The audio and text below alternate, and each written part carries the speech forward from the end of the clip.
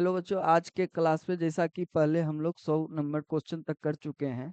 आज के क्लास में हम लोग 101 नंबर क्वेश्चन से शुरुआत करेंगे।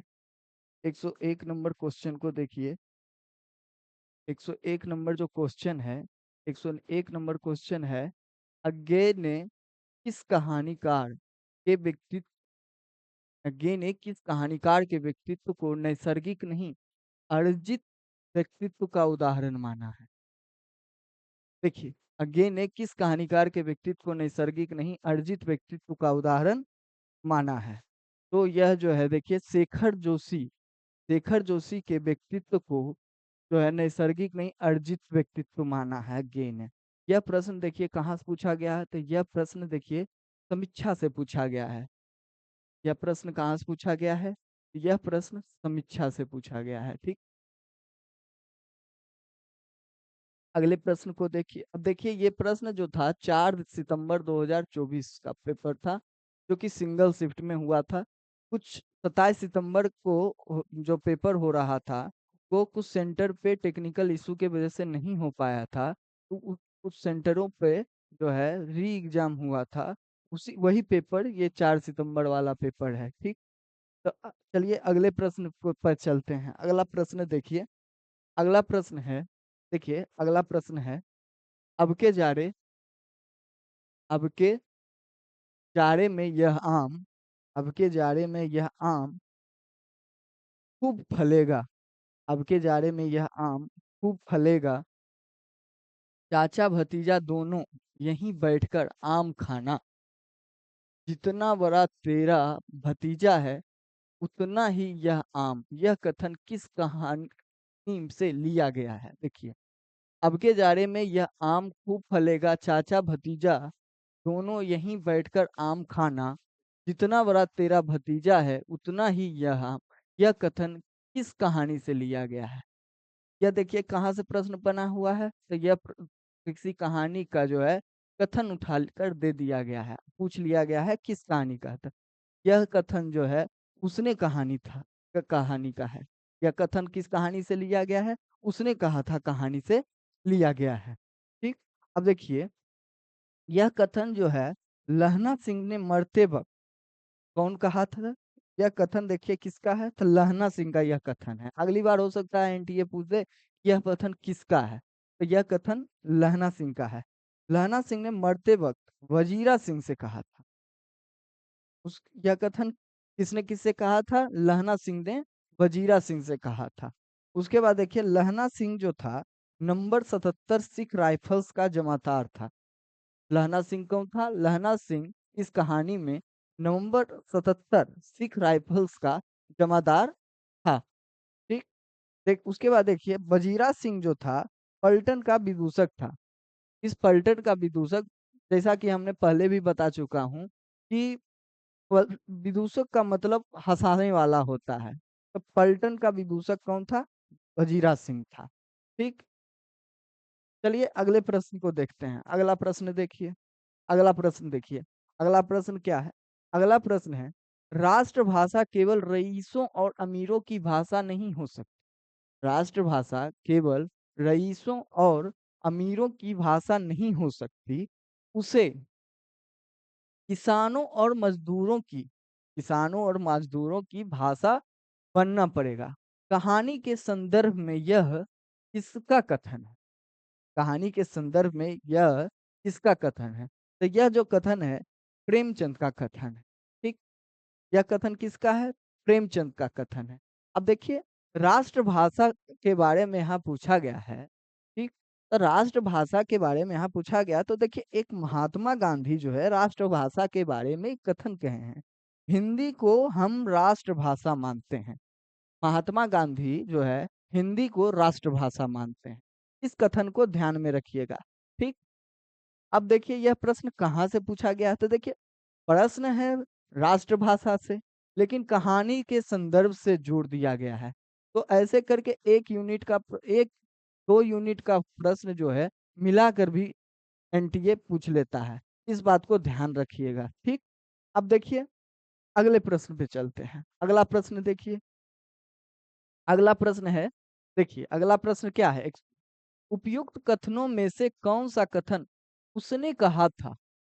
उपयुक्त कथनों में से कौन सा कथन उसने कहा था कहानी का नहीं है? कौन सा कथन नहीं कहानी का नहीं है पर फोकस कीजिएगा। नहीं है नहीं पे फोकस करना है। उसने कहा था का नहीं है पूछा है, ध्यान दीजिएगा। पहला कथन, चालाक तो बड़े हो पर मौझे का लहना इतने बरस लपटन साहब के साथ रहा है। चालाक तो देखिए यह कथन जो है, यह कथन लहना सिंह जो है अ, लपटन साहब के संदर्भ में कहता है, ठीक ना। उसके बाद देखिए, मैं कमरे में बैठा यह सब सुन रहा था, संभवतः उसको मेरी उपस्थिति का ज्ञान न था। ये दूसरा कथन है। अब तीसरे कथन को देखिए, मैंने तेरे को आते ही पहचान लिया। मैंने तेरे को आते ही पहचान लिया। उसके बाद देखिए, लोग उससे छोटा बड़ा काम लेकर इच्छानुसार उसकी मजदूरी चुका देते। उसके बाद पांचवा कथन देखिए, मैं पाधा बन गया हूँ, करो जर्मनी के बादशाह का तर्पण। ठीक, ये 5 कथन है। इन 5 कथनों में देखना है कि कौन सा कथन उसने कहा था कहानी का नहीं है। तो देखिए इसके उत्तर को देखिए। इसका उत्तर देखिए क्या है? 3, बी और डी। बी और डी जो है नहीं है। बी कथन और डी कथन नहीं है। ठीक, देखिए, चालाक तो बड़े हो पर मौजे का लहना इतने बरस लफ्जन साहब के साथ रहा है। जैसा कि मैंने बताया कि यह जो है लहना सिंह लफ्जन साहब के संदर्भ में कहता है। ठीक, अब देखिए, मैं कमरे में बैठा यह सब सुन रहा था, संभवतः उसको मेरी उपस्थिति का ज्ञान न था। यह कथन जो है उसने कहा था कहानी का नहीं है। उसके बाद मैंने तेरे को आते ही पहचान लिया। यह जो है घोड़ा जो है सूबेदारनी जो है लहना सिंह सूबेदार से कहती है, मैंने तेरे को आते ही पहचान लिया। उसके बाद लोग उससे छोटा बड़ा काम लेकर इच्छानुसार उसकी मजदूरी चुका देते। यह क- यह कथन भी गलत है। उसके बाद देखिए, यह कथन भी जो है उसने कहा था कहानी का नहीं है। उसके बाद देखिए, मैं पाधा बन गया हूँ, करो जर्मनी के बादशाह का तर्पण। यह कथन जो है उसने कहा था कहानी में वजीरा सिंह कहता है। वजीरा सिंह जैसा कि पिछले प्रश्न में भी देखे हैं, वजीरा सिंह पलटन का विदूषक रहता है। ठीक, अब देखिए, ये देखिए, सूबेदारनी घोड़ा,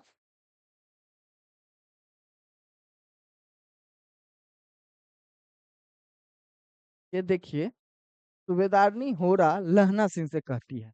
उसके बाद वजीरा सिंह जो है विदूषक रहता है, जैसा कि मैंने बताया। उसके बाद लहना सिंह लपटन साहब वेशधारी से, लहना सिंह लपटन साहब वेशधारी से, यह कथन पहला कथन है। पहला कथन के संदर्भ में देखिए यहाँ दिया हुआ है ए, ई, सी। ठीक, अब यह प्रश्न कहाँ से पूछा गया है? देखिए, यह प्रश्न जो है, यह प्रश्न कथन से बनाया गया है। ठीक, तो कहानी पढ़ते वक्त कथन पे ध्यान देना है। अगले प्रश्न को देखिए। अब अगले प्रश्न पे चलते हैं। अगला प्रश्न देखिए। अगला प्रश्न है, चीफ की दावत कहानी से उद्धृत कौन सा कथन सामनाथ का नहीं है? फिर यहाँ पे देखिए नहीं पे फोकस कीजिए। सामनाथ का नहीं है। चीफ की दावत में ये देखिए 5 कथन दिया हुआ है। इनमें से कौन सा ऐसा कथन है जो चीफ की दावत कहानी में सामनाथ सिंह का नहीं? ये ध्यान देना है। कहानी में नहीं है ऐसा नहीं है, सामनाथ का नहीं है, ये ध्यान देना है। ठीक, देखिए, पहला कथन देखिए, मुझे गांव के लोग बहुत पसंद हैं, तब तो तुम्हारी माँ गांव के गीत और नाच भी जानती हूँ। पहला कथन। दूसरे कथन को देखिए, मैं नहीं चाहता कि उस बुढ़िया का आना जाना यहाँ फिर से शुरू हो, पहले ही बड़ी मुश्किल से बंद किया था। दूसरा कथन। तीसरा कथन देखिए, यह फटी हुई है, साहब मैं आपको नई बनवा दूंगा। यह फटी हुई है, साहब मैं आपको नई बनवा दूंगा। ठीक, चौथा देखिए, वाह, तुम माँ और बेटे की बातों में मैं क्यों बुरी बनूं, तुम जानो और वह जाने। ठीक, उसके बाद पांचवा कथन देखिए, तिनक कर बोले, यह कौन सा राग छेड़ दिया माँ, सीधा कह दो नहीं है जेबर बस। अब इन 5 कथनों में देखना है सामनाथ का कथन कौन-सा नहीं है। तो देखिए पहला और चौथा ए और डी जो कथन है, देखिए ए और डी जो कथन है, वह जो है सामनाथ का नहीं है। ए कथन जो है देखिए किसका है? ए कथन जो है अमेरिकी चीफ का है और डी कथन जो है सामनाथ की पत्नी का है। देखिए, वाह! तुम माँ और बेटे की बातों में मैं क्यों बुरी बनूँ, तुम जानो और वह जाने। यह जो कथन है, सामनाथ की पत्नी जो है वह कहती हैं, ठीक? अब पहला कथन देखिए, मुझे गाँव के लोग बहुत पसंद हैं। तब तो तुम्हारी माँ गाँव के गीत और नाच भी जानती होंगी। यह कथन जो है इस कहानी में चीफ कहते हैं, ठीक? अब यह प्रश्न कहाँ से बना हुआ है देखिए, तो यह प्रश्न भी कथन से बना हुआ है। कहाँ से बना हुआ है? कथन से बना हुआ है। कहानी पढ़ते वक़्त क्या ध्यान देना है? कथन पे ध्यान देना है। अगले प्रश्न को देखिए। अगला प्रश्न एक तरफ कहानीकार है, एक तरफ कहानी है। ठीक? अब इसका मिलान करना है। देखिए, विश्वंभर विश्वथंभर नाथ जिज्जा, सूर्य नारायण दीक्षित, माधव प्रसाद मिश्र, कार्तिक प्रसाद खत्री। उसके बाद कहानी को देखिए, पुरोहित का आत्मत्याग, दामोदर राव की आत्म कहानी, विदीर्ण हृदय, चंद्रहास का अद्भुत आख्यान। अब इसका उत्तर देखिए, चौथा उत्तर है ए का थर्ड। देखिए ए का थर्ड। तो विदीर्ण हृदय कहानी के जो है लेखक कौन है? तो विश्व भर था जिज्जा जो हैं इस कहानी के लेखक हैं। उसके बाद बी का फोर देखिए, ठीक? तो चंद्रहास का अद्भुत आख्यान के लेखक कौन है? तो सूर्य नारायण दीक्षित जो हैं सूर्य नारायण दीक्षित जो है चंद्रहास का अद्भुत आख्यान के लेखक हैं, ठीक? उसके बाद देखिए सी का फर्स्ट देखिए, पुरोहित का आत्मत्याग कहानी के लेखक कौन है? माधव प्रसाद मिश्र हैं, ठीक? उसके बाद डी का सेकेंड देख लीजिए। उसके बाद सेकेंड का डी, दामोदर राव की आत्म कहानी के लेखक कौन है? तो कार्तिक प्रसाद खत्री हैं। अब देखिए इन सारे कहानी और कहानीकार को याद कर लीजिए, क्योंकि एनटीए जो है बाद में कभी भी किसी तरह से घुमा फिराकर ये प्रश्न में घुसा सकता है, कभी ऑप्शन के रूप में, कभी प्रश्न के रूप में। तो इस चार ये जो प्रीवियस ईयर में जो भी कहानी के लेखक का नाम आता है, वह तो आपको याद होना ही चाहिए, ठीक? अब देखिए यह प्रश्न कहाँ से पूछा गया? तो यह प्रश्न देखिए इतिहास से पूछा गया। यह हम लोग के जो सिलेबस में टेक्स्ट लगा हुआ है, उससे नहीं पूछा है हुआ है। यह जो है कहानी के इतिहास पोर्शन से पूछा हुआ प्रश्न है, ठीक? अगले प्रश्न पे चलते हैं। अगला प्रश्न देखिए। अगला प्रश्न देखिए, अब देखिए दिसंबर 2024 का पेपर शुरू हो गया, जो कि 8 जनवरी को पेपर हुआ था और इस दिन सिंगल शिफ्ट में पेपर हुआ था। 8 जनवरी को जो पेपर हुआ था, वह सिंगल शिफ्ट में पेपर हुआ था और दिसंबर 2024 का पेपर हुआ था, ठीक? अब देखिए एक तरफ रचना है, एक तरफ रचना वर्ष है। तो इससे इस प्रश्न से क्या पता चलता है कि प्रकाशन वर्ष हम लोग इस प्रश्न से क्या पता चलता है? प्रकाशन वर्ष ध्यान देना है, ठीक? अब देखिए पाली, गायन, भटकती राख, शोभा यात्रा, ठीक? चारों रचना है। उसके बाद 1998, 1984, 1981, 1966 प्रकाशन वर्ष दिया हुआ है। अब देखिए इसके उत्तर को देखिए, इसका उत्तर देखिए, इसका उत्तर जो है देखिए, ये सारे जो हैं यह भीष्म साहनी की रचना है। यह सभी रचना जो है भीष्म साहनी की रचना है। भीष्म साहनी की जितनी भी रचना है सभी को देख लीजिए, ठीक? अब देखिए भाग्य रेखा 1953 ईस्वी। उसके बाद जो है पहला पाठ 1957 ईस्वी। उसके बाद देखिए भटकती राख 1966 ईस्वी, पटरियां 1973 ईस्वी। ठीक। उसके बाद देखिए वांगचू 1978 ईस्वी, शोभा यात्रा 1981 ईस्वी। ठीक। उसके बाद निशाचर 1983 ईस्वी, पाली देखिए 1988 ईस्वी। ठीक। उसके बाद जो है डायन 1998 ईस्वी। अब देखिए इस प्रश्न में जो है 1984 जो दिया हुआ है, देखिए इस प्रश्न में 1984 दिया हुआ है। ठीक। लेकिन मुझे जो है 1988 मिला है इस रचना का प्रकाशन वर्ष। ठीक। इस बात को ध्यान रखिएगा। ठीक। अब यह प्रश्न कहाँ से पूछा हुआ है? प्रकाशन वर्ष से पूछा हुआ है। यह सारे रचना जो है किसकी रचना है? यह सारी रचना जो है भीष्म साहनी की रचना है। तो भीष्म साहनी के जो कहानी चीफ किताबत हम लोग के सिलेबस में लगा हुआ है, तो भीष्म साहनी की सारी रचना को देखना जरूरी था। इसको याद कर लीजिएगा। याद करने के लिए मैं बता देता हूँ। याद करने के लिए आप लोग क्या कीजिए, याद करने के लिए देखिए जैसे जितनी रचना है, सारी रचना को 5-5 बार पहले लिखिए। ठीक। सारी रचना को पहले 5-5 बार लिखिए। सारी रचना को 5-5 बार लिखने के बाद जो है बिना देखे फिर लिखिए। पहले 5 बार जो है देख कर लिखिए। उसके बाद 5 बार देख के लिखने के बाद जो है बिना देखे फिर 5 बार लिखिए, लिखने का प्रयास कीजिए। अगर नहीं याद आता है तो फिर एक बार देख लीजिए। पहले रचना का नाम याद कीजिए। ठीक। रचना का नाम जब याद हो जाए उसके बाद प्रकाशन वर्ष पे जाइए।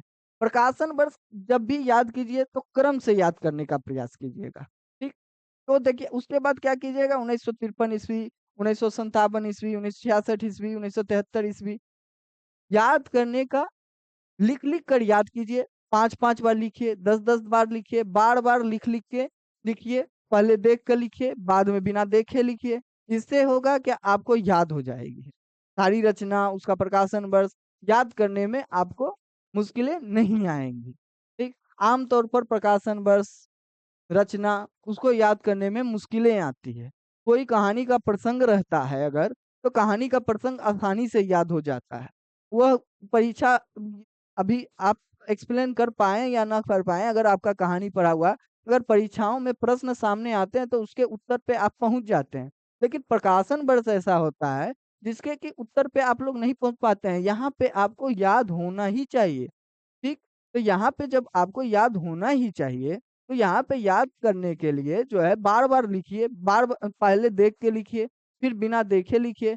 अब इसमें जो है पहले रचना को पहले पहले रचना का नाम बार बार पढ़ने का प्रयास कीजिए। बार बार 5 बार पढ़िए, फिर 5 बार लिखिए, फिर देख कर लिखिए, फिर 5 बार बिना देखे हुए लिखिए।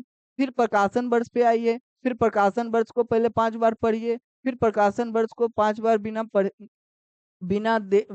देखे देख कर 5 बार लिखिए, फिर बिना देखे लिखिए। इस तरह से जब कीजिएगा तो आपको रचना और रचना का प्रकाशन वर्ष आसानी से याद हो जाएगा। और इसी तरह से जो है आप कहानी का भी कर कहानीकार को भी कर सकते हैं। कोई भी कहानी के या उपन्यास के कोई भी लेखक अगर हैं, तो लेखक का भी नाम इसी तरह से आप याद कर सकते हैं। याद करने का एक फॉर्मूला बना लीजिए कि आपको कुछ भी अगर याद करने में आगे कोई भी चीज, अगर आपको कोई भी रचना, किसी भी तरह का तथ्य आपको अगर याद नहीं होता है, तो उसको 5 बार पहले पढ़िए, फिर 5 बार बिना देखे लिखिए। ये कर लीजिए। सबसे पहले क्या कीजिए, स्टेप 1 में 5 बार पढ़िए। ठीक। 5 बार पहले पढ़िए, फिर जो है 5 बार देख कर लिखिए। ठीक। फिर जो है 5 बार बिना देखे लिखिए।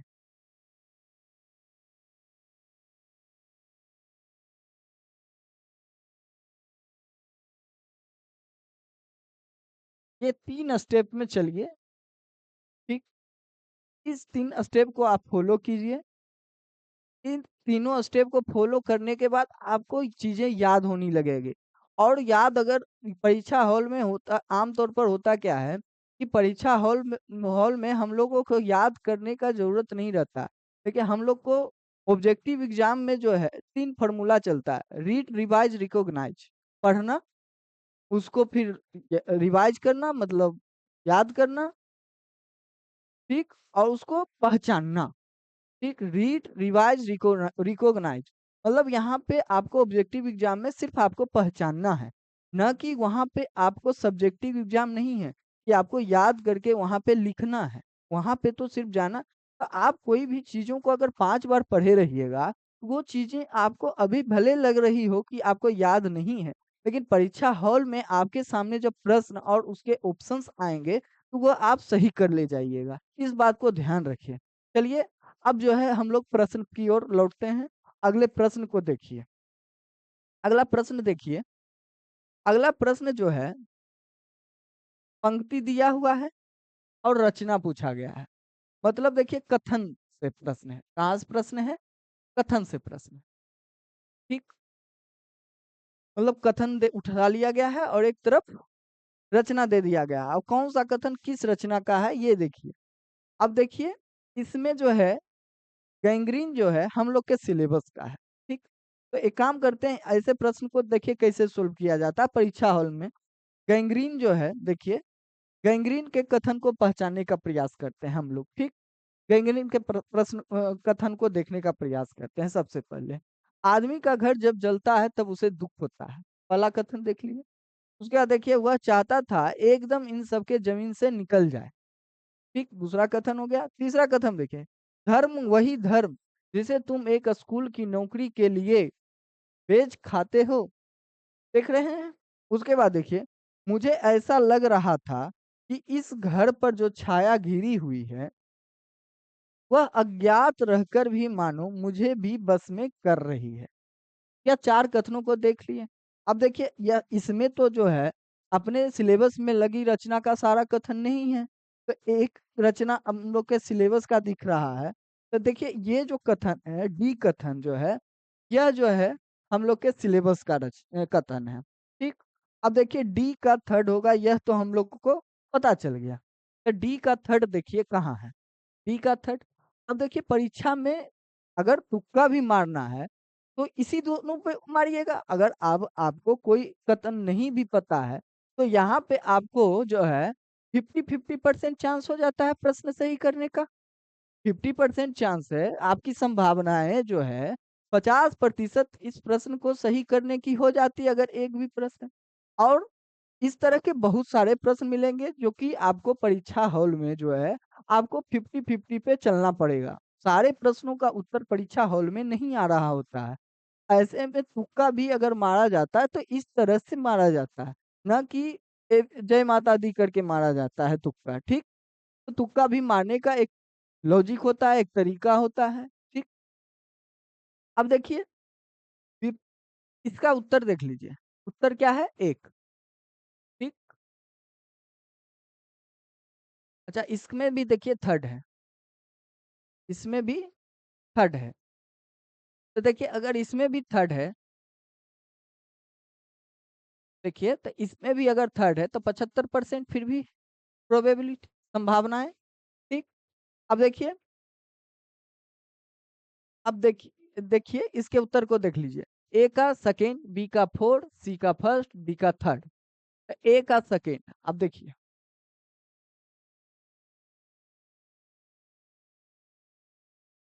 आदमी का घर जब जलता है तब उसे दुःख होता है। यह किस किस रचना की कथन है? तो द्रोही का कथन है। उसके बाद देखिए बी का फोर्थ, बी देखिए वह चाहता था एकदम इन सब के जीवन से निकल जाए। बी का फोर्थ यह जो है हरसिंगार का कथन है। हरसिंगार रचना की का कथन है। उसके बाद देखिए सी का फर्स्ट, उसके बाद देखिए धर्म वही धर्म जिसे तुम एक स्कूल की नौकरी के लिए बेच खाते हो। यह कथन जो है विपथगा रचना की है। यह कथन किस रचना की है? विपथगा रचना की है। यह देखिए यह प्रश्न जो है इतिहास से पूछ लिया गया है। देखिए यह प्रश्न जो है इतिहास से तो नहीं कर सकते हैं। यह प्रश्न जो है देखिए है तो रचना से, कथन से। यह प्रश्न कहाँ से है? कथन से ही है। ठीक? देखिए यहाँ लिखे हुए हैं, लिख लीजिए। कथन से, कहाँ से यह प्रश्न पूछा गया है? तो कथन से पूछा गया हुआ है। ठीक?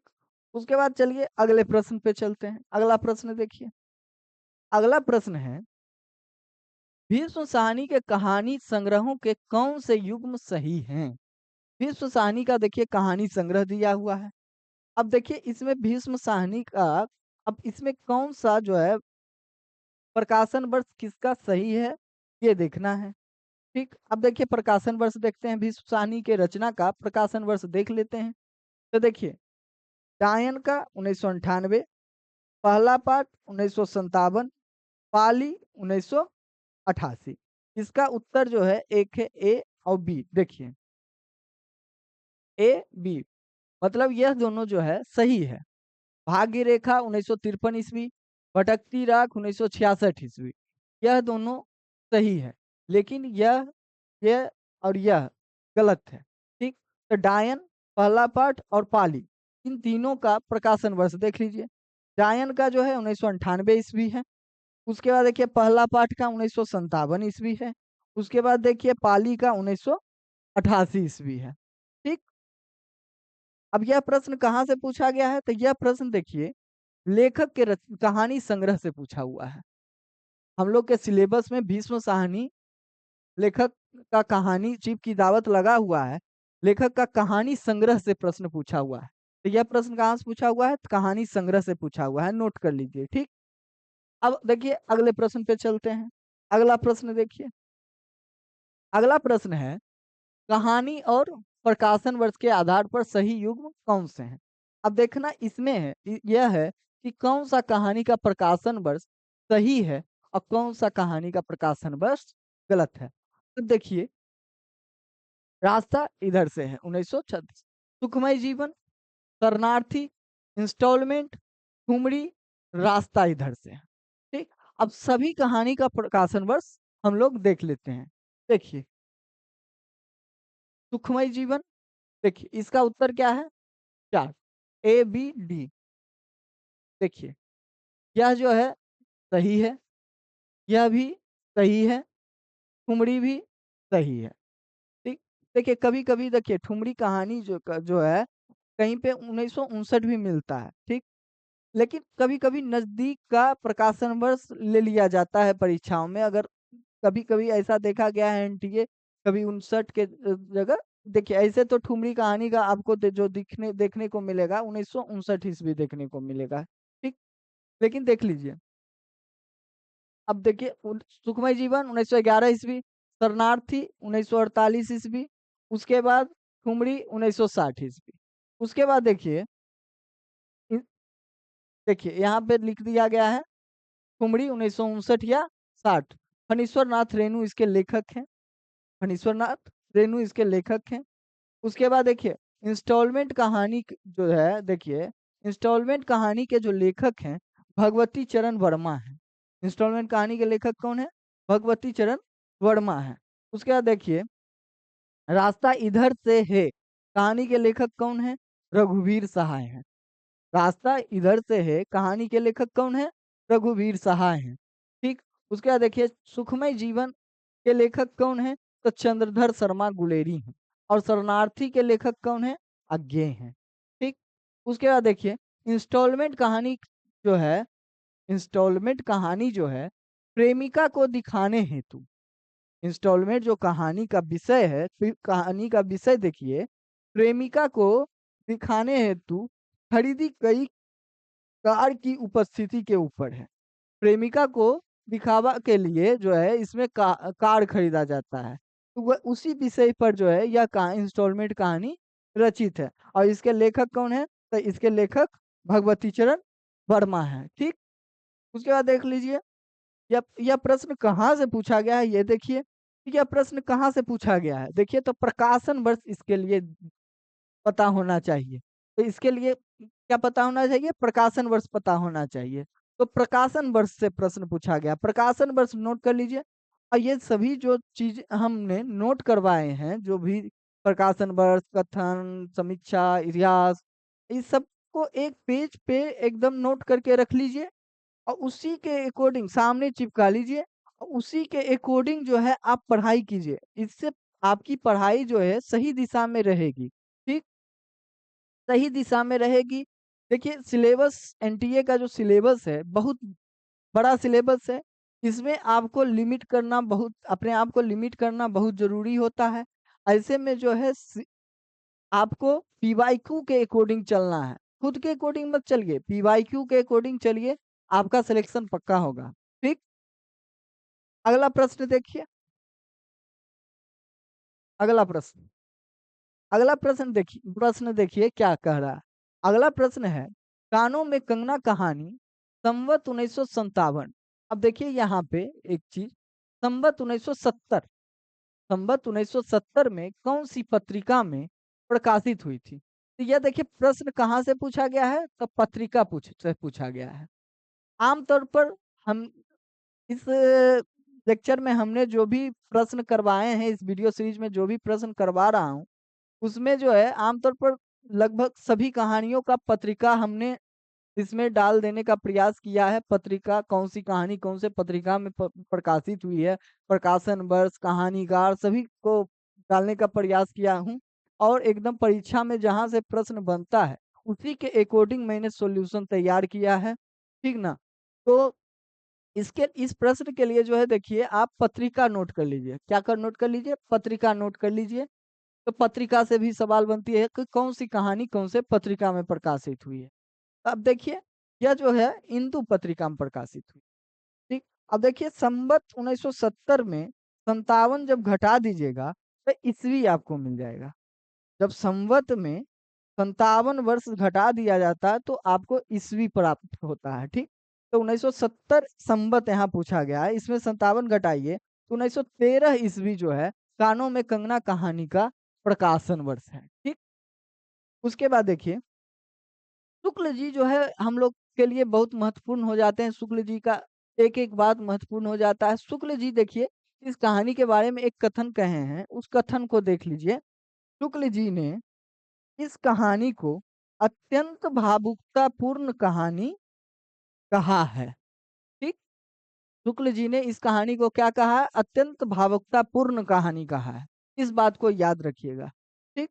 अब देखिए हम लोग अगले प्रश्न की ओर बढ़ते हैं। अगला प्रश्न देखिए, अगला प्रश्न देखिए। अगला प्रश्न है, आकाशदीप कहानी में प्रेम और घृणा की गहन आवेगमयता की गहरी टकराहट है। देखिए यह जो है आकाशदीप कहानी का विषय दिया हुआ है। क्या दिया हुआ है? विषय दिया हुआ है। अब यह पूछा जा रहा है कि यह विषय ऐसा किसने कहा था, किस लेखक उपरोक्त उपरोक्त कथन के लेखक हैं। ठीक। तो देखिए आमतौर पर यह जो है विषय है, यह क्या है? किसी कहानी का विषय है इसमें। ठीक। अब यह जो है कौन कहे थे? तो यह देखिए बच्चन सिंह कहे थे। ठीक। अब देखिए आकाशदीप कहानी जो है, एक बात याद रखिएगा, 7 खंड में विभक्त है। आकाशदीप कहानी कितने खंड में विभक्त है? 7 खंड में है। इसी तरह देखिए उसने कहा था कहानी भी जो है हम लोग के सिलेबस में लगा हुआ है, वह भी अलग अलग खंडों में बटा हुआ है। ठीक। तो वो भी कितने खंड में है यह भी आप कमेंट में बताइएगा कि उसने कहा था कहानी कितने खंड में विभक्त है। ठीक। उसके बाद देखिए इस कहानी आकाशदीप कहानी का एक बहुत ही महत्वपूर्ण कथन है। वह कथन है, क्या स्त्री होना कोई पाप है? यह कथन जो है चंपा कहती है। कौन किसका कथन है? चंपा का कथन है। क्या स्त्री होना कोई पाप है? आकाशदीप कहानी में। ठीक। अब अगले प्रश्न की ओर बढ़ते हैं। अगली बार देखिए इस विषय इसलिए मैं इसमें लिखाया हूँ, कथन इसलिए नहीं लिखवाया हूँ क्योंकि हो सकता है कि अगली बार इसको विषय के रूप में बना कर दे दे। ठीक। इस बात को ध्यान रखिएगा। अब अगले प्रश्न को देखिए। अगला प्रश्न देखिए। अब देखिए जून 2025, 29 जून को पेपर हुआ था और यह सिंगल शिफ्ट में पेपर हुआ था। यह प्रश्न अब शुरू हो चुका है। यह अंतिम प्रश्न पत्र है। इसके बाद परीक्षाएं अभी नहीं हुई हैं, दिसंबर में होने वाली है। दिसंबर लास्ट से जनवरी 1 के बीच में होने की संभावना है परीक्षा का। तो देखिए इस प्रश्न को देखिए, अज्ञेय की निम्नलिखित कहानियों को उनके प्रकाशन वर्ष, कहानी और प्रकाशन वर्ष, इस प्रश्न के लिए क्या नोट कर लीजिए, प्रकाशन वर्ष, ठीक के अनुसार पहले से बाद के क्रम में व्यवस्थित करें। पहले से बाद के क्रम में व्यवस्थित करें। अब देखिए अज्ञेय की कहानियों का प्रकाशन वर्ष देख लेते हैं। अज्ञेय की कहानियों का प्रकाशन वर्ष देख लेते हैं। देखिए कौन सी कहानी है, द गैंग्रीन है, जयदोल है, हिली बोन की बतखें हैं, कलाकार की मुक्ति है और बिपथगा है। ठीक। अब देखिए बिपथगा जो है 1937 ईस्वी में, गैंग्रीन 1937 ईस्वी में, उसके बाद देखिए कलाकार की मुक्ति 1946 ईस्वी में, हिली बोन की बतखें 1947 ईस्वी में, जयदोल 1951 ईस्वी में। ठीक। जयदोल 1951 ईस्वी में। ठीक। इस बात को ध्यान रखिए। यह प्रश्न कहाँ से पूछा गया है, नोट कर लिए, प्रकाशन वर्ष से पूछा गया है। ठीक। अगला प्रश्न देखिए। अगला प्रश्न है, निम्नलिखित में से कौन सी पत्रिका या रचना माधव प्रसाद मिश्र से संबंधित नहीं है। ठीक। तो एक टोकरी भर मिट्टी जो है, एक टोकरी भर मिट्टी जो है माधव प्रसाद मिश्र से संबंधित नहीं है। देखिए एक है माधव प्रसाद मिश्र, इस देखिए एक है माधव प्रसाद मिश्र और एक है माधवराव सप्रे। ठीक। यहाँ पे क्या किया, माधव प्रसाद मिश्र की रचना और पत्रिका को दे दिया गया है और उसमें एक माधव प्रसाद सप्रे का दे दिया गया है। ठीक। कंफ्यूज देखिए, नाम नाम से यहाँ नजदीक का नाम उठा लिया गया है। ठीक। तो देखिए एक टोकरी भर मिट्टी 1901 ईस्वी में छत्तीसगढ़ मित्र पत्रिका में माधवराव सप्रे की कहानी प्रकाशित हुई थी। बाकी सभी जो पत्रिका और रचना है यह माधव प्रसाद मिश्र का है। अब देखिए सब मिट्टी हो गया, यह जो है निबंध माधव प्रसाद मिश्र का निबंध है। सब मिट्टी हो गया माधव प्रसाद मिश्र का एक निबंध है। वैश्योपारक जो है वह जो है पत्रिका है, माधव प्रसाद मिश्र का पत्रिका है। और सुदर्शन जो है, सुदर्शन भी माधव प्रसाद मिश्र का एक पत्रिका है। इस बात को ध्यान में रखिएगा। ठीक। अब यह प्रश्न कहाँ से पूछा गया, तो यह प्रश्न देखिए इतिहास से बना हुआ है, क्योंकि माधव प्रसाद मिश्र की कोई भी रचना हम लोग के सिलेबस में नहीं लगी हुई है। तो जिसकी रचना सिलेबस में नहीं लगी हुई है अगर उसका पूछा गया है, इसका मतलब इतिहास से पूछा गया है। ठीक। अगले प्रश्न पे चलते हैं। अगला प्रश्न देखिए। अगला प्रश्न है, देखिए इंस्पेक्टर माता दीन चांद पर से संदर्भित निम्नलिखित पंक्तियों में से कौन से कथन इंस्पेक्टर माता दीन के हैं। ठीक। अब देखिए इंस्पेक्टर माता दीन चांद पर जो है कथन, देखिए यह प्रश्न कहाँ से पूछा गया है, कथन से पूछा गया। मैं समझ गया, पहला कथन देखिए, मैं समझ गया कि आपकी पुलिस मुस्तैद क्यों नहीं है। मैं समझ गया कि आपकी पुलिस मुस्तैद क्यों नहीं है। ठीक। उसके बाद मैं जीवन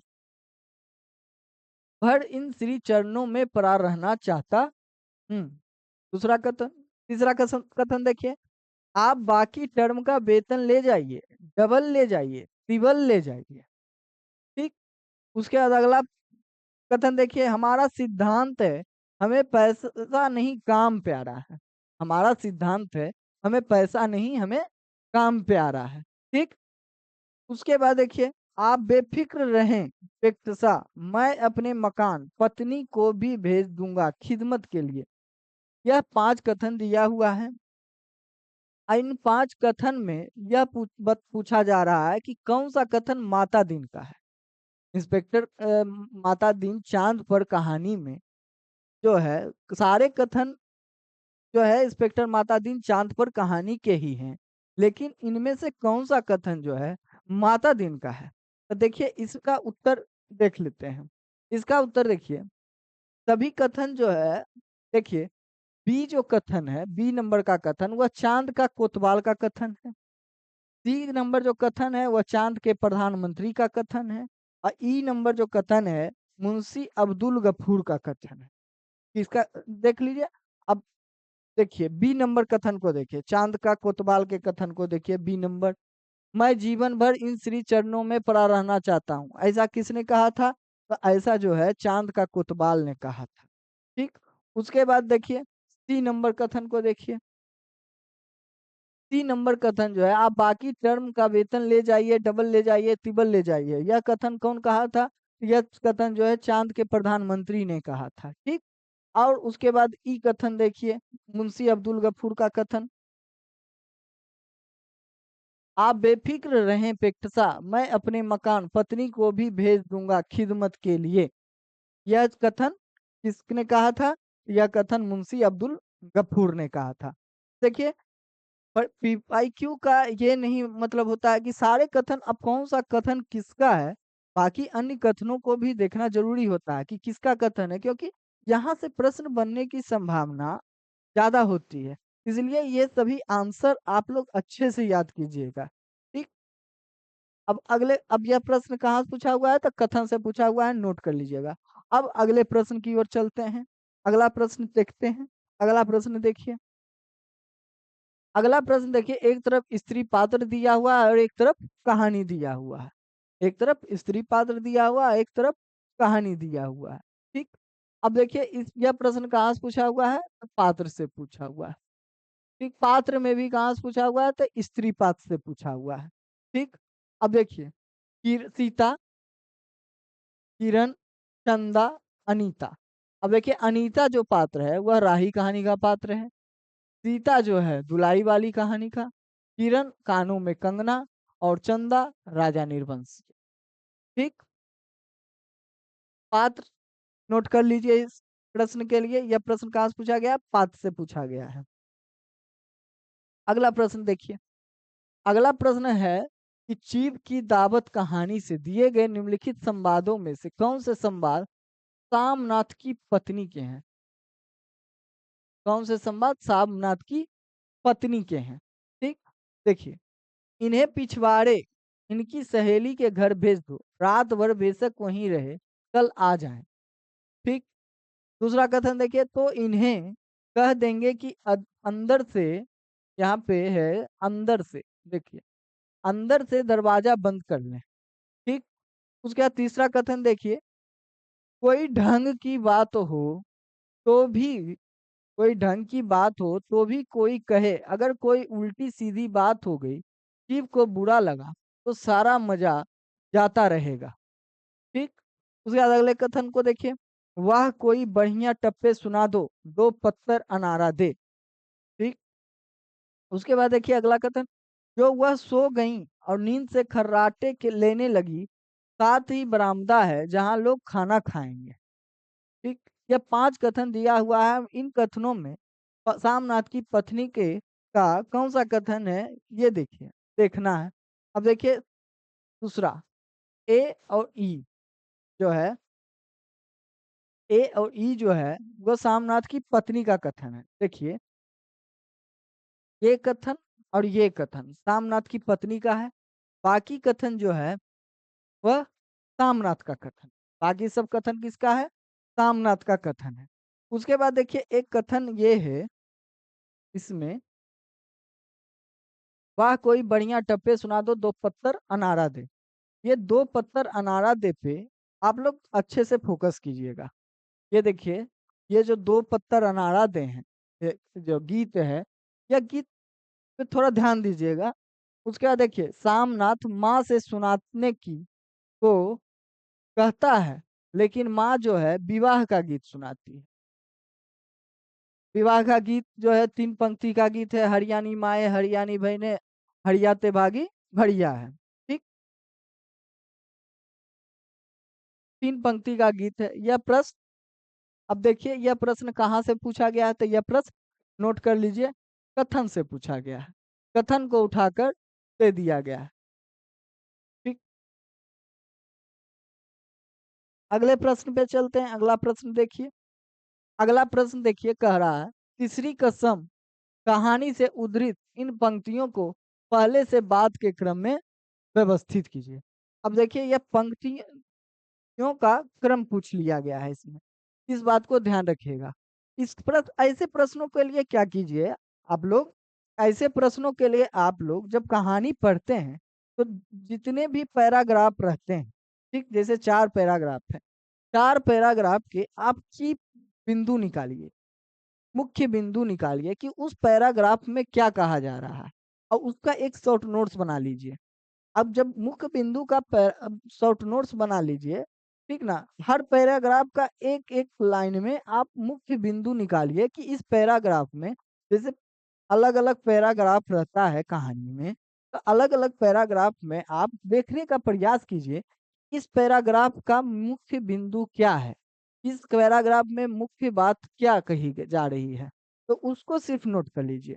एक एक लाइन में बस नोट कर लीजिए, ठीक।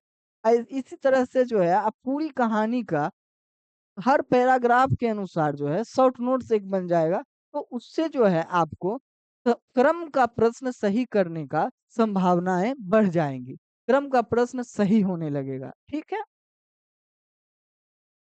उसके बाद देखिए, कथन को देखिए। कथन जो है, चलो भैया जान बचेगी तो ऐसी ऐसी शग्गर गाड़ी बहुत मिलेगी, ठीक। उसके बाद देखिए, इस हीरा मन को प्रतीत नहीं, मर्द और औरत के नाम में फर्क होता है। दूसरा कथन हो गया। तीसरा कथन देखिए, तुम मेरे उस्ताद हो, हमारे शास्त्र में लिखा हुआ है, एक अक्षर सिखाने वाला भी गुरु और एक राग सिखाने वाला भी उस्ताद, ठीक। उसके बाद देखिए, और इस बार जनानी सवारी औरत है या चंपा का फूल, जब से गाड़ी महक रहा है, ठीक। उसके बाद, इस हरदम रुपया पैसा, इस हरदम रुपया पैसा रखिए, रुपया क्या करेंगे, करेंगे चादर, ठीक। यह सभी क्रम, कथन के क्रम को देखिए। देखिए चौथा, ADBCE, ठीक, ADBCE, ठीक। सबसे पहले ए, एक नंबर पे ए। उसके बाद देखिए दूसरे नंबर पर कौन सा कथन है, दूसरे नंबर पर डी है। के बाद डी नंबर कथन दूसरे नंबर पे, ADBCE, ठीक। देखिए BCE हो गया, तीसरे नंबर पर बी है, चौथे नंबर पर सी है, और पांचवें नंबर पर ई है, ठीक। इस क्रम में यह कथन है। अक्रम का प्रश्न कैसे सही होगा, इसके लिए मैंने बता दिया। अगले प्रश्न पे हम लोग चलते हैं। अगला प्रश्न देखते हैं। अगला प्रश्न देखिए। अगला प्रश्न है, उसमें भीतर से प्रेम का एक स्वर्गीय स्वरूप झांक रहा है, केवल झांक रहा है, निर्लजता के साथ पुकार या कराह नहीं रहा है। कहानी उसने कहा था के संबंध में यह टिप्पणी किसकी है, तो यह जो है रामचंद्र शुक्ल ने, उसने कहा था कहानी के संबंध में कहा है। देखिए, उसने कहा था कहानी के संबंध में रामचंद्र शुक्ल ने एक, ये बातें कही है। इस पूरी कथन को देख लीजिए, रामचंद्र शुक्ल का कथन है ये। और यह कथन जो है रामचंद्र शुक्ल ने, उसने कहा था कहानी के संबंध में कहा है। तो देखिए, इसके पक्के यथार्थवाद के बीच, सुरुचि की चरम मर्यादा के भीतर, भावुकता का चरम उत्कर्ष अत्यंत निपुणता के साथ संपुटित है। उसके बाद देखिए, घटना इसकी ऐसी है जैसी बराबर हुआ करती है, पर उसमें भीतर से प्रेम का एक स्वर्गीय स्वरूप झांक रहा है, ठीक। केवल झांक रहा है, निर्लजता के साथ पुकार या कराह नहीं रहा है। यहाँ पे निर्लजता है, ठीक, निर्लजता के साथ पुकार या कराह नहीं रहा है। कहानी भर में कहीं प्रेमी की निर्लजता, प्रगल्भता, वेदना की विभत्स प्रवृत्ति नहीं है। सुरुचि के सुकुमार से सुकुमार स्वरूप पर कहीं आघात नहीं पहुंचता। इसकी घटनाएं ही बोल रही हैं, पात्रों के बोलने की अपेक्षा नहीं। यह कथन किसका है? रामचंद्र शुक्ल का है कथन। और उसने कहा था कहानी के संबंध में, ये कथन रामचंद्र शुक्ल ने। यह कथन आपको रामचंद्र शुक्ल की हिंदी साहित्य के इतिहास पुस्तक में देखने, वहां से उठा के लाया गया है। ठीक, वहां से ये कथन दिया हुआ है। ठीक, तो इस कथन को अच्छे से याद कर लीजिएगा। इससे घुमा फिरा कर प्रश्न बनता रहता है। एनटीए और पहले भी 2-3 को प्रश्न इससे बना चुकी है, आगे भी बनाने की संभावना है। ठीक, तो इस तरह से पढ़ लीजिएगा। अब अगले प्रश्न को देखते हैं। अगला प्रश्न देखिए। अगला प्रश्न है, एक तरफ देखा जाए तो परिंदे की लतिका की समस्या स्वतंत्रता या मुक्ति की समस्या है। एक तरफ देखा जाए तो परिंदे की लतिका की समस्या स्वतंत्रता या मुक्ति की समस्या है। अतीत से मुक्ति, स्मृति से मुक्ति, उस चीज से मुक्ति जो हमें चलाए चलती है और अपने रेले में हमें घसीट ले जाती है। यह कथन किस आलोचक का है? देखिए, यह प्रश्न जो है समीक्षा से पूछ लिया गया है। यह प्रश्न कहाँ से पूछा गया है? समीक्षा से पूछा गया है। ठीक, इसके लिए नोट कर लीजिए, समीक्षा। ठीक, अब देखिए, यह जो कथन है नामवर सिंह का कथन। ठीक, अब देखिए नामवर सिंह का एक कथन और देख लीजिए। परिंदे निर्मल वर्मा की ही पहली कृति नहीं है। परिंदे कहानी को जो है नामवर सिंह कह रहे हैं कि परिंदे निर्मल वर्मा की ही पहली कृति नहीं है, बल्कि जिसे हम नई कहानी कहना चाहते हैं उसकी भी पहली कृति है। इसमें मुख्य बात जो है नामवर सिंह यह कह रहे हैं कि परिंदे कहानी जो है, परिंदे कहानी को नामवर सिंह नई कहानी का, नई कहानी की पहली कृति कह रहे हैं। नई कहानी की पहली कहानी कह रहे हैं नामवर सिंह। किस कृति को? तो परिंदे कृति को। नामवर सिंह का कथन है। ठीक, अगला बार प्रश्न बन सकता है, यहाँ से ऐसे बना देगा एनटीए कि नामवर सिंह किस कहानी को जो है पहली नई, किस कहानी को जो है पहली नई कहानी माना है। और उसमें 4 विकल्प रहेगा और उसमें एक विकल्प परिंदे कहानी भी रहेगी। ठीक, तो इस बात को ध्यान रखिएगा। ठीक, चलिए अब अगले प्रश्न की ओर चलते हैं। अगला प्रश्न देखिए। अगला प्रश्न है, जिसके आगे पीछे भाई बहन माई बाप नहीं, परदेश में बंदूक की नोक पर जान रखने वाले को ठोकरी कैसे देते? कहानी कैसे दे दे? कहानी कोसी का घटवार का यह कथन किस पात्र का है? देखिए, यह प्रश्न कहाँ से पूछा गया है? तो कहानी के कथन को उठा लिया गया है। कहानी के कथन को उठाकर पूछ लिया गया है कि किस पात्र का कथन है। यह प्रश्न कहाँ से पूछा गया है? तो कथन से पूछा गया है। ठीक, तो यह देखिए, गुसाई, लक्ष्मा का बाप, हवलदार सहम सिंह, लक्ष्मा। यह कथन जो है देखिए लक्ष्मा का बाप का कथन है। यह जो है लक्ष्मा के बाप का कथन है। ठीक, अब देखिए अगला प्रश्न, यह अंतिम प्रश्न है।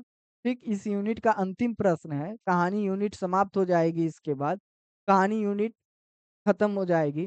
कहानी यूनिट में हम लोगों ने कहानी, सारे कहानी देखे का जो टेक्स्ट में हम लोग के सिलेबस में टेक्स्ट में रचना लगा हुआ है उसका जितने प्रश्न थे और कहानी के इतिहास के जितने प्रश्न थे 2020 से लेकर जून 2025 तक के सारे प्रश्नों को हम लोगों ने देख लिया है। अब जो है देखिए अंतिम प्रश्न है, सिक्का बदल गया, कहानी का पात्र नहीं है। कौन सा पात्र इसमें सिक्का बदल गया कहानी का नहीं है? तो इसमें ददन मियाँ जो है सिक्का बदल गया कहानी के पात्र नहीं है। ठीक, अब देखिए सिक्का बदल गया कहानी के पात्र से प्रश्न बना हुआ है, तो सिक्का बदल गया कहानी के अन्य पात्र को देख लीजिए। सिक्का बदल गया कहानी जो का अन्य पात्र जो है साहनी, शेरे, हसैना, बेगू पटवारी, थानेदार दाऊद खां, फिरोज, मुल्ला इस्माइल, नवाब बीबी, शेरे की माँ जैना इत्यादि। ये सभी पात्र जो है सिक्का बदल गया कहानी के पात्र हैं। अब देखिए यह जो है अंतिम प्रश्न था। यूनिट 7 हिंदी कहानी हम लोगों ने कंप्लीट कर लिया है। अब अगले यूनिट हिंदी निबंध पे हम लोग चलेंगे। अब अगले वीडियो में हम लोग मिलेंगे, हिंदी निबंध की शुरुआत करेंगे उसमें। आज के लिए इतना ही। धन्यवाद। मिलते हैं अगले वीडियो में।